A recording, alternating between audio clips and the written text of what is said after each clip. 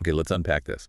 We're diving deep today into public storage, PSA, looking at their third quarter 2025 earnings call, the reports. And our mission really is to get past those headlines Yeah, exactly. and figure out, what's the real strategy here? How do they manage to raise their 2025 outlook again? That's twice now. Well, that guidance rate, that's the big signal for you, the listener. It's not just a small step up. It really suggests, a fundamental acceleration Right. driven by strong performance pretty much everywhere. Same store, non-same store, NOI growth, massive acquisition volume, and a big jump in core FFO per share. So the momentum's definitely there. Yeah. But how are they explaining it? What's the core idea? I saw this phrase in the materials. Yeah. Compounding returns platform. What's that about? Yeah, that phrase is key. It matters because it frames how they see their long-term edge. They aren't just looking quarter to quarter. They're trying to build this structure. And the platform, it's basically got three pillars holding it up. One is leading operations, keeping things running smoothly. Two is smart capital allocation, where they put their money. And three is having better access to capital than others. If one of those weakens, the whole compounding thing slows down. But Q3... it looks like all three were firing. Okay, so let's put some numbers on that acceleration. The FFO figures really grabbed attention. How fast are we talking? We are talking fast. Core FFO per share growth accelerated by 560 basis points. That's compared to Q3 last year, 2024. Wow. And building on that, they lifted their full-year guidance for core FFO per share by almost 1%. Wait, back up 560 basis points of acceleration. Yeah. That's not just a little bump. That sounds like they really stepped on the gas. It is. Is it just bouncing back from a weak 2024, or are they actually, doing better than the rest of the industry right now? Well, based on what they're saying, they definitely believe it's the second one.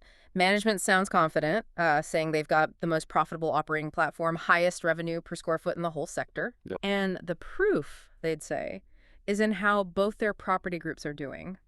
The established same-store ones and the newer non-same-store pool. Okay, tell us about those two pools then. Are the older properties just kind of sitting there or still pulling their weight? The legacy portfolio, the same-store assets actually came in better than expected. That stability is mostly down to existing customers sticking around, strong in-place customer behavior. They just aren't leaving. For the first 9 months of 2025, same-store revenue growth was up 0.1%. Sounds almost flat, right? Hey, tiny. But in this market, holding on to that stability is actually a pretty big win. Right. Okay, so the core is stable, holding the line, which means the real growth engine, that 560 basis point acceleration we mentioned, that must be coming from the newer stuff. Exactly right. The non-same store pool, that's the recent acquisitions, the new developments, that's where the significant outperformance came from. That's what really pushed core FFO per share higher. That makes sense. And importantly, even within that stable same store group, they're showing really good expense control. Same store expenses were held flat in Q3. Flat in this environment, how? Yeah, driven by deliberate cuts in payroll and utilities, which, ties right back to that leading operations pillar we talked about. Okay, that's a perfect lead in to the operational side, because this isn't just about, cutting costs a bit here and there. It feels like a fundamental shift in how they interact with customers using tech. Here's where it gets really interesting. It's a huge shift. The sources say 85% of all customer interactions and transactions are now happening digitally. 85%. Yeah.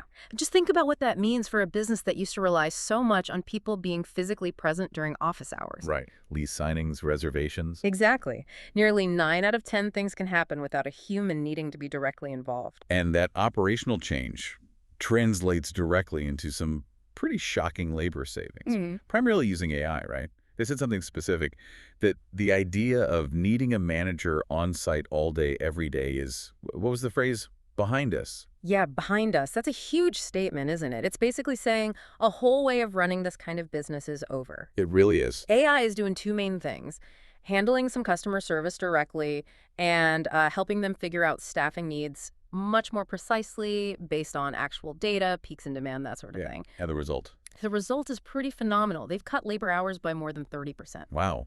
30% fewer labor hours. Okay, but usually when companies cut that deep, you expect things to break, right? Hmm. Staff get upset, turnover goes up, customer service suffers. What did the sources say about that side of it? That's the remarkable part. They actually reported the opposite. Along with that 30% hour reduction, they saw employee engagement go up and turnover go down. How does that work? Well, it suggests the AI is genuinely taking over the boring, repetitive stuff. It's Yeah. admin work. Huh. So the staff who are still there can focus on, more valuable interactions, helping customers when they really need a person. It seems to make the job itself better. So it's tech boosting the bottom line and making employees happier. That's unusual. Beyond customer service and staffing, where else is this new tech showing up? Oh, it's spreading across the whole organization. They mentioned things like generative engine optimization, making them easier to find online, Okay. sophisticated pricing and revenue management systems, better tools for managing the physical assets, security, vendors, maintenance, and back to cost, don't forget the solar program. Right, the solar panels. Yeah, installed on over 1,100 properties now. Mm. That's directly helping push those utility costs down. Okay, so that covers the efficiency piece, using AI and digital tools for organic growth. Let's switch gears to that second pillar, capital allocation. They've been buying up properties like crazy in 2025. They really have been putting capital to work. Over $1.3 billion in wholly owned acquisitions and new developments announced just this year so far. $1.3 billion. Yeah.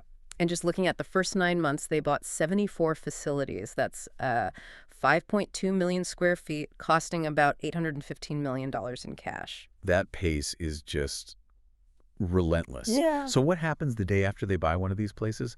This is where that operating platform really kicks in, isn't it? Absolutely. This is the payoff, the so what, for their acquisition strategy. Management explicitly said that plugging these acquired assets into their system gives them, on average, a 10% margin boost. 10%. Just Yeah. like that. How?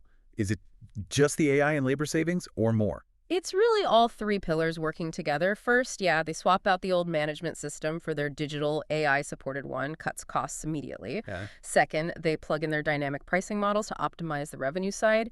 And third, they use their size to get better deals from vendors. They're aiming for deals that start around, say, a 5.25% initial yield, No. but they expect to push that up into the 6% range pretty quickly just by running it the PSA way. They essentially create value instantly, where a smaller player might just struggle to keep things as they were. So that operating advantage basically lets them buy properties cheaper, effectively. Now, they're also building new stuff, a $650 million development pipeline over the next couple of years. Hmm? What's happening in the broader market? Is everyone building? Actually, no. The market conditions are kind of working in PSA's favor because fewer competitors are building. New supply deliveries are expected to keep slowing down through 2026, probably into 2027 as well. Why is that? Yeah. If PSA sees an opportunity, why aren't others jumping in? It's just getting harder for everyone else. The sources mention three main things. Getting permits and entitlements is tougher and takes longer. Okay, red tape. Yeah. Plus, the actual cost of building is going up. And maybe most importantly, it's risky, especially for smaller developers. These projects take a long time to fill up and become profitable, like 2 to 4 years. That ties up a lot of capital for a long time. Right. But PSA, with all their data and experience, their deep-seated knowledge, as they put it, they feel they can predict the risks much better. So they keep building while others pull back. Okay, let's pull back ourselves and look at the big picture market. You said stabilization is the word. What about demand? Are people still renting units? And what are they paying? Yeah, stabilization is the theme. Demand seems to have stopped falling, bouncing off those 2024 lows. And like we said, new supply is slowing down. Existing customers are definitely sticky. Vacates were down again this quarter. In place, rents ticked up 0.6%, though that was offset a bit by slightly lower overall occupancy. Okay, existing customers are solid, but what about getting new people in the door? Sounds like that's more competitive. What are the move-in trends? Are they having to discount? Yes, that's the trade-off they're clearly making right now.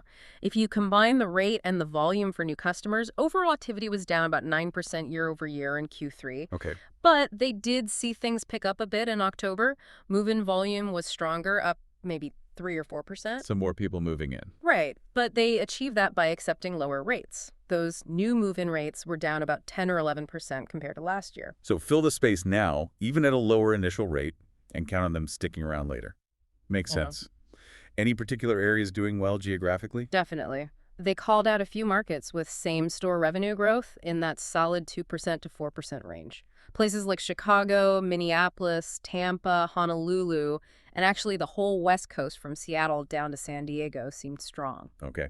And speaking of the West Coast, we have to address the elephant in the room, or rather the headwind, Los Angeles County. That's a huge area for them, and it's been held back, right, by government rules. Yeah, LA County is a really big piece of their business, like a third of their West Coast NOI.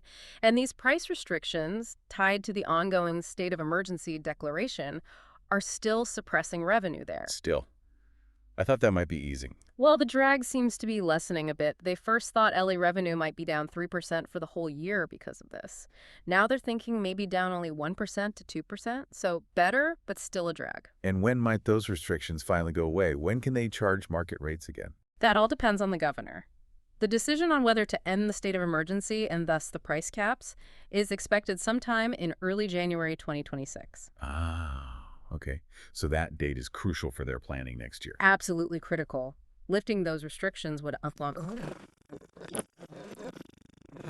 What does this all mean? Let's try and tie it all together. When we look at this deep dive, PSA seems to be running a really effective two-part play. On one hand, they're squeezing out efficiencies internally with AI, digital platforms, getting that huge 30% plus labor saving. Right, the organic improvement. And on the other hand, they're using their financial strength to aggressively buy and build, using that operational edge to instantly make those new assets more profitable, that 10% margin boost you mentioned. Yeah, it's like they're scaling up externally while slimming down internally all at the same time. It's building this moat around their business, really, using tech not just to save money, but to fundamentally make every property they buy worth more, almost instantly. That tech advantage really feels like the core story here. And management even said their big tech investments, the efficiency stuff, it's only just begun. Exactly. Which brings us to our final provocative thought for you, the listener. Think about this. They're spending maybe $15 to $20 million on this multi-year corporate transformation, right?